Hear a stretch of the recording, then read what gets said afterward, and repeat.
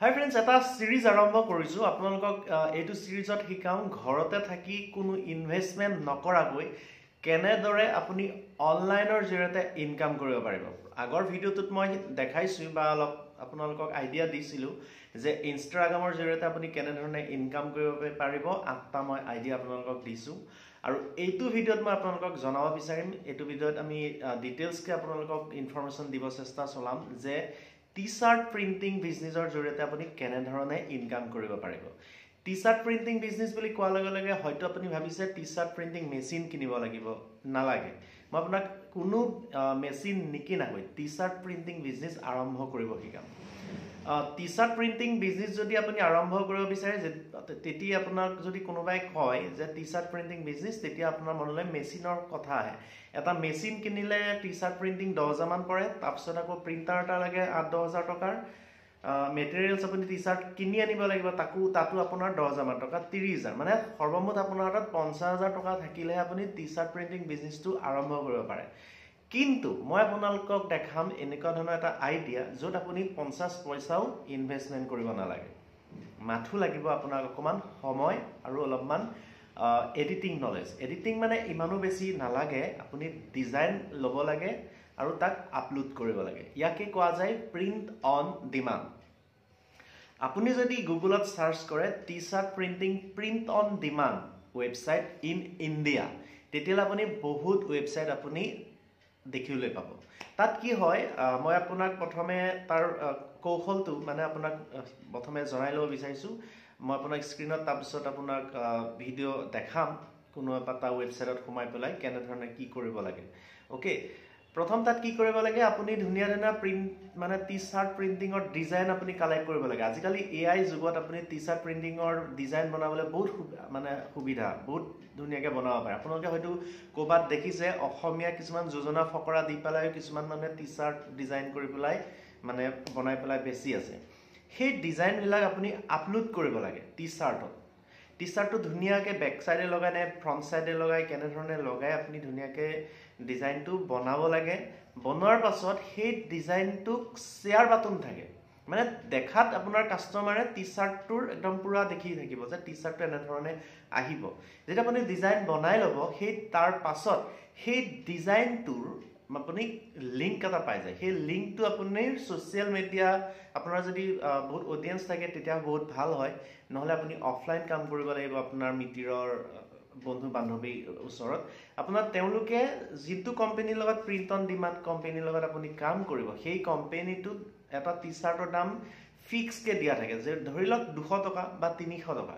সেই 200-300 টকাটোৰ ওপৰত আপুনি আপোনাৰ বেনিফিট পইচাটো এড কৰিব পাৰে। যেনে 300 টকা যদি দিয়া আছে, আপুনি 500 টকা এড কৰি পেলাই সেই টি-শাৰ্টটো আপুনি বেচিব পাৰে।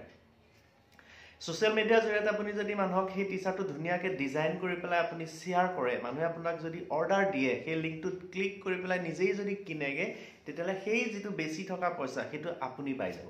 অৰ্থাৎ ইয়াত আপুনি মই যিখিনি ক'লোঁ আপুনি নিশ্চয় বুজি পাইছে যে আপোনাক কোনো মেচিন এটাৰ প্ৰয়োজন নাথাকে।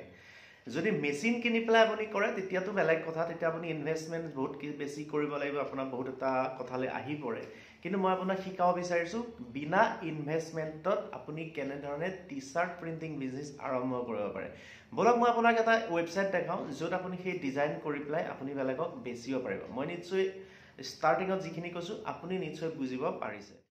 ওপৰত আপুনি দেখিছে মই চাৰ্চ কৰিছোঁ print on demand in India, আহিছে বহুত ৱেবছাইট আহি যায়। এনেধৰণে আপুনি চাৰ্চ কৰিলে দেখিব।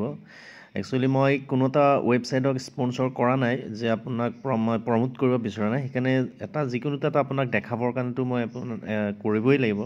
সেইকাৰণে এইটো নাভাবিব যে মই সেই ৱেবছাইটটোকেই প্ৰমোট কৰিছোঁ। আপোনাৰ মৰ্জি, আপুনি যাকেই লয়। মই প্ৰিণ্টভাগ লৈছোঁ আপোনাক দেখাবৰ কাৰণে, যাতে মই বস্তুটো আপোনাক কিছু আভাস দিব পাৰোঁ। ইয়াত মোৰ ইউজাৰ নেম পাছৱৰ্ড অলৰেডি আছিলেই, সেইকাৰণে মই লগ ইন কৰি লৈছোঁ। ইয়াৰ এখন ডাছবৰ্ডখন হয়, আপুনি যেতিয়া লগ ইন কৰিব এনেধৰণে আপুনি দেখিব। মেৰি খ্ৰীষ্টমাছৰ কিছু অফাৰ দি আছিলে। আপুনি চিধা এইখিনিত আপুনি মেনু এইখিনিত আছে, কি কতো আপোনাৰ সুবিধা ৱেবছাইটটোত আছে, আপোনাৰ ফিচাৰ্ছখিনি ইয়াত দিয়া আছে। আপুনি কি কৰিব, অৰ্ডাৰ নাও, আপুনি দেখিছে অৰ্ডাৰ নাও, তাত আপুনি ক্লিক কৰিব। অৰ্ডাৰ নাওত ক্লিক কৰাৰ পিছত এইফালে কেটেগৰী আপুনি পাব কেটেগৰীত আপুনি আপোনাক যিহেতুকে টি চাৰ্ট লাগিব আপুনি আহিব মেন্স ক্লথিং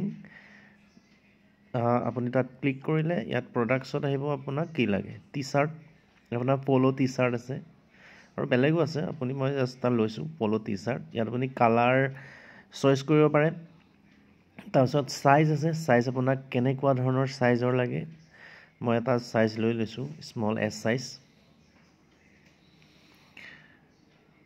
ৰেড কালাৰ আপোনাৰ বা পিংক কালাৰ এনেধৰণৰ বিভিন্ন কালাৰ আপুনি যিটো কালাৰ লাগে সেইটো আপুনি চইচ কৰিব মই আপোনাক ডেমো দেখাবৰ কাৰণে এটা কালাৰ লৈছোঁ তাৰপিছত এড ডিজাইন মানে আপোনাক মই যিটো কথা কৈছিলোঁ ডিজাইনটো আপুনি এড কৰিব লাগে যিকোনো এটা লগ' বা কিবা এটা ডিজাইন আপুনি ল'লে মই কিবা এটা মোৰ ডেস্কটপত যিটো আছে লেপটপত সেইটো এটা ডিজাইন লৈ লৈছোঁ এনেই আপোনাক দেখাবৰ কাৰণে অ'কে আপলোড হৈ আছে